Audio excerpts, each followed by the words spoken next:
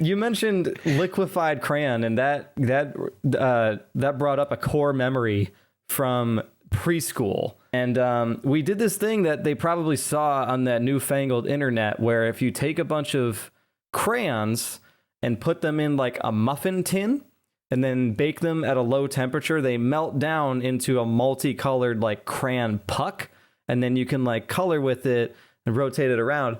Except that they must have missed the part where you're supposed to take the paper wrapping off of the crayons, and you're also not supposed to forget them in the oven when you've gone and started doing something else.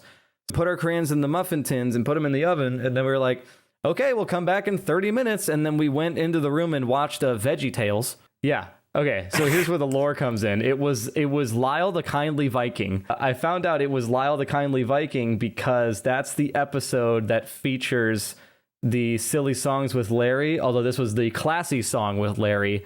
Larry's High Silk Hat. Okay. Classic. Is sung to the tune of the song Funiculi Funicula, an Italian song, which you may also know as the Spider-Man 2 pizza song. Yes, he's right. Is that the one they said on his hat, correct? Yeah, something about his hat. A great big squash sits upon his hat. A great big squash squishes his hat real flat.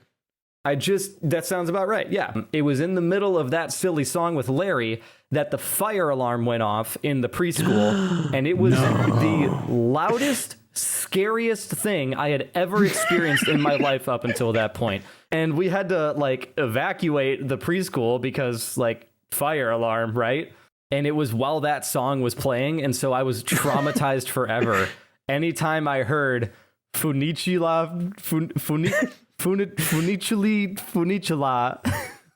but I didn't know, right? Like I didn't know that song was going to come up in other parts of life. So a couple years later, when I played Spider-Man 2, the video game, and thought, oh, there's a mission where you deliver pizzas, and that shit started happening, it was bringing up like trauma that I didn't. It was like sleeper agent trauma that I didn't know I was awakening, and it made me like scared.